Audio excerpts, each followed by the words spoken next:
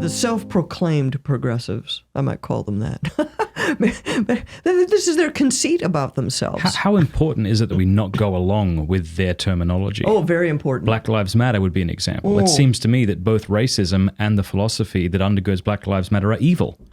All right? I think saying things like biological male is conceding linguistically. Yeah. You're a man or a woman. Right. Saying gay marriage concedes linguistically. There is no such thing. Right.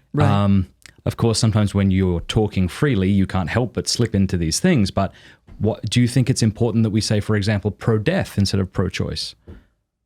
Yes, I think the proper use of language is extremely important because the person who controls the language controls your thought, right? And one Pieper talks about this in his essay on the abuse of power.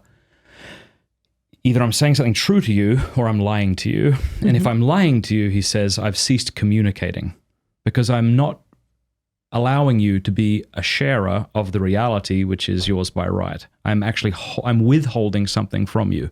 So yes, the proper bloody use of language. Mm-hmm. And not in order to manipulate you. That's what liars do. That's exactly what flattery is. That's what propaganda and sophistry is. That's right. But we say pro-death or the pro-abort not to gain control of the argument, but to say what's true. Just say what's really there, right. It's obvious they're not pro-choice. It's never been about choice. It's never really been about choice. But this principle that you're articulating cuts across a lot of different issues, So the trans issues, it's very important that you not go in with their language. So my preferred term is a man who says he's a woman. Yeah. And another way you can see this, last year we did our summit for survivors of the sexual revolution. One of the speakers was a woman named Erin Brewer. I asked her to give a talk. Well, let me just back up a little bit.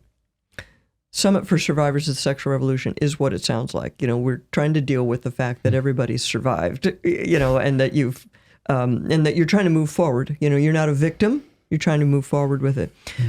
Last year, we introduced a pamphlet for sidewalk counselors outside Planned Parenthoods who encounter a trans-minded client.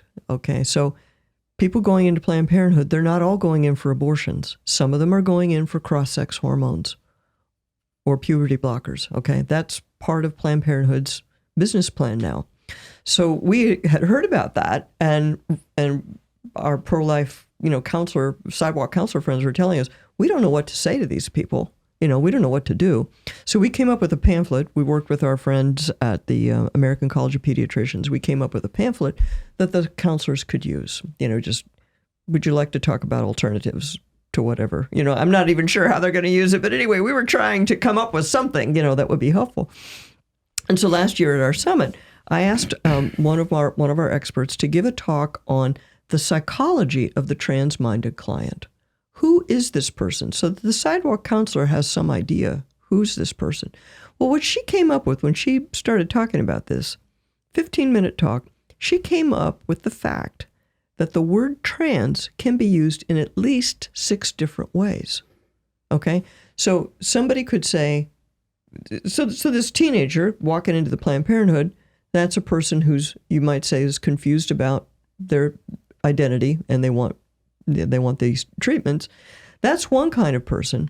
But then there are also these grown men who have never done any kind of medical treatment particularly, who after they were grown men decided that they wanted to present themselves as women.